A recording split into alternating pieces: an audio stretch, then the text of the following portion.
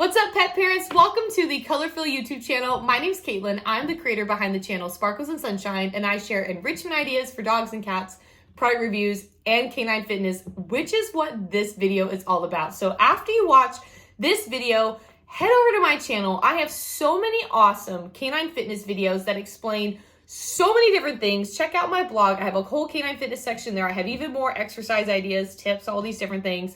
No matter what channel you find me on, this is my name. I have a ton of canine fitness information. So check that out. And then of course, this video is part of the Colorfil Enrichment series here on YouTube. So I have so many other ideas for dogs, cats. You can use them for like there's some that are specific for outdoors, indoors, year round, winter. Like there's so many ideas in this playlist of fun activities and ideas and things you can do for and with your dog that keep them mentally and physically stimulated, because fun fact, our dogs need to have that constantly so that way they stay out of trouble. You don't see them getting into things as much. It's because you're basically letting your dog be a dog, and there's so many fun ways you can do it. So definitely check out that playlist, check out my channel, do all the things, go on this fun little, rabbit hole of dog enrichment. I promise you're gonna have a good time. So today's video is about canine fitness, and what's kind of cool about this video is, depending on when you find this, I hopefully will have my certification for my CSCC, which is Canine Strength and Conditioning Coach. At the time I'm filming this, I've recently passed my case studies. I just have my final exam left, and I'm feeling really excited and confident about it. And what that credential means for me, talking to you, is that I create custom workout plans for dogs, whether it's a pet dog, a rehab, where I work with rehab, or a sport dog. So it can fall into multiple different categories, and it's basically creating a plan to help make your dog stronger. So canine fitness is basically that. You are working to target specific parts of the dog's body to make them stronger. And this, like I said, I kind of gave those 3 examples of like the types of dogs that would go for.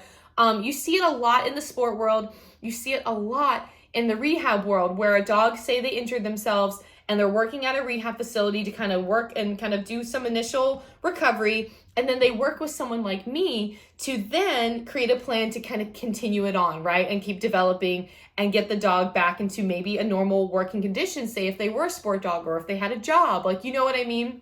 There's a lot of different things you can do.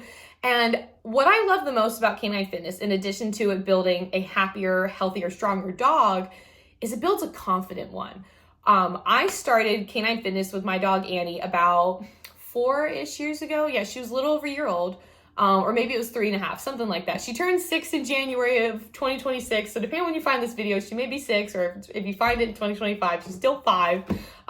It's crazy how fast they grow up, And we do agility together. And during the summer, I live in Florida. It gets really hot here. And I wanted something to do to keep her brain busy. She's like a Aussie cattle dog, border collie mix of some sort. She's a very smart, fun dog. She's really, really cool. I love her to death. And I wanted something to do because we couldn't train a lot outside. So I found a class called AKC Fit. And I'm like, well, let's try it. Clearly, I've become addicted because it is one of the coolest things I've ever done with my dog. And I think you're going to love it too. Because basically what that class does is it teaches you foundational canine fitness exercises you can do at home. You don't need fancy canine fitness equipment. You can use your dog's bed. You can use a pillow, a step stool. There's so much you can do. But of course, there is the fancy stuff out there, which I'll briefly touch on in a minute. But it's a great activity to get your dog used to being in new areas, touching different things, and doing all of that builds confidence. My dog Annie, she was a COVID puppy, so she was very reactive in a lot of different things because she didn't get out like my other dog Diesel. You can take him anywhere and he's like, "Raro," like, or "I'm Diesel," like that's his voice. We all have a voice for our dog. That's his voice. And Annie was a little bit more shy. I swear, the second that dog started canine fitness, it was like a light bulb went off. She was like, once she would figure something out, she was like, I got this. Like, I know how to do this. I'm clearly amazing. Like it was awesome to see her just become so like proud of herself and confident in herself and be like, no, I can do this. Now I'm going to do it on that. Now I'm going to do it on that. And it was just very exciting to see this dog, who was so almost like intimidated by life, just come to life, finding something that she really loves. So this can really help build confident dogs because they're interacting with different things that they normally wouldn't. And that's how we get confident too, right? We put ourselves in new situations, we interact, we go to new places, we do different things. Canine fitness can help that too. And to this day, if I take her to a sport competition or anything like that, she doesn't react at all. She's just happy to be there because she's like, I'm doing something I love, and it's the coolest feeling. So that's essentially what canine fitness is and what it can do for your dog. Now, what I thought it'd be really cool to do is to show you kind of a little quick overview of like the stuff that I use during my canine fitness training, and then show you 2 quick little exercises that you can do, just beginner level. Fun fact, one of them you might actually know how to do with your dog. It's a dog trick that also doubles as a canine fitness exercise that most people don't know, and it's really cool. So what I want to start with first is what I use in a lot of my canine fitness training, and that is canine fitness equipment. Now, there's a lot of different kind of things that could fall into that category. So I'm not going to do a super deep dive, only because I actually have a video on my channel, my canine fitness playlist. I have a what is dog fitness equipment and kind of what it does for your dog. And I break down a lot of pieces of equipment. So I only brought out one right now, and then I'm going to show you one on an exercise, and then I'll show you the other one I'm going to talk about. That way you can get a good visual of it and see what it is. So a quick overview though in canine fitness equipment is there's stable and unstable equipment. Stable, you're talking about a hard surface. If you're new, and as an example of something you might have at home is a book, a dog bowl, anything that is not going to move out from under your dog that has a good grip surface. And even if, like, say you have a dog bowl and it's like one of the metal dog bowls or something like that. Anytime you want to make something non-slip, you can easily take like a piece of a yoga mat or something like that, put it on top of your book or that makes it more non-slip, and it's still a stable surface. An example of a non-stable surface is stuff like this. This is from a brand called Paws. They are one of my favorite canine fitness brands ever. They have a lot of inflatable equipment, and basically what these types of pieces of equipment do is challenge your dog's balance and stability. This can help improve stability in their shoulders, in their hind end. It can build core strength. It can do so many different things depending on how it's set up and where your dog is actually positioned on this piece of equipment. Going back to the stable equipment really quickly, you never have to worry about it coming out from under. There's a lot of different pieces that you can adjust. You can make it have an incline. You can do different things. The piece of equipment I'll be showing you an exercise on is called the Climb. That is from a brand called Blue Nine, another one of my favorite dog fitness brands. Their platform is known for canine fitness and everyday dog training. You see a lot of people teaching everyday dog training, whether it's place, which is training your dog to stay in a certain area when you ask them to. You can practice agility things on it, like go table. You can practice recall drills on it. Like, there's a lot you can do with everything that Blue Nine has, and there's a lot you can do with the various pieces of equipment that FitPaws has. But that is kind of a quick summary, basically, of the difference between unstable and stable.